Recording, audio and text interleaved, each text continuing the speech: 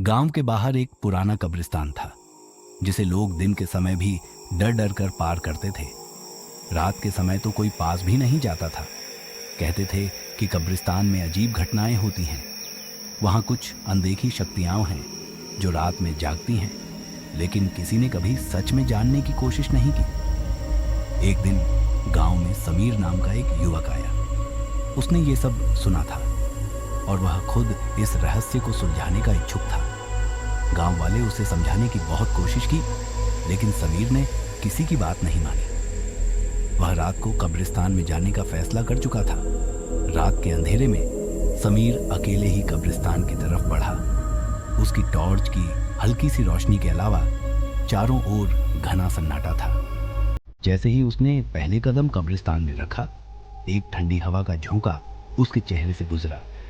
वह थोड़ी देर रुका, लेकिन फिर भी वह आगे बढ़ता रहा। कुछ कदम चलने के बाद उसे दूर से किसी की धीमी फुसफुसाहट सुनाई दी। समीर ने कान लगाकर सुनी, पर आवाज कहीं से भी नहीं आ रही थी। वह और करीब बढ़ा और अचानक एक पुरानी कब्र से एक कटा-फटा चेहरा बाहर निकला। चेहरे पर खून के धब्बे थे और उसकी आंखें पूरी तरह से खाली थीं।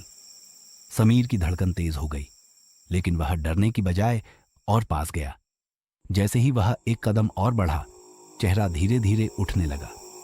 समीर ने घबराकर पीछे मुड़कर भागने की कोशिश की, लेकिन कब्रिस्तान का दरवाजा अपने आप बंद हो चुका था। उसने कई बार पुकारा, लेकिन किसी ने उसकी मदद नहीं की। अब वह अकेला और घबराया हुआ था। वह फिर से मुड़ा और इस बार सामने एक और चेहरा खड़ा था। ये वह चेहरा नहीं था जो पहले दिखा था। अब वह चेहरा उसकी तरफ बढ़ने लगा। समीर का दिल तेजी से धड़क रहा था और वह और भी ज्यादा घबराया। वह भागने लगा, लेकिन हर रास्ता बंद था। सुबह गांव वाले कब्रिस्तान आए। उन्होंने समीर को ढूंढने की कोशिश की, लेकिन वह कहीं नहीं मिला। 1 घंटे बाद कब्रिस्तान के पास सिर्फ समीर की घड़ी और जूतों के निशान मिले, जो कब्रिस्तान से बाहर की तरफ जा रहे थे। लेकिन खुद समीर का कहीं कोई नामो निशान नहीं था। कब्रिस्तान आज भी वैसा ही है। लोग कहते हैं कि रात को वहां समीर की चीखें सुनाई देती हैं, और वो चेहरा जो कभी समीर के सामने आया था, अब भी किसी न किसी को देखने को मिलता है।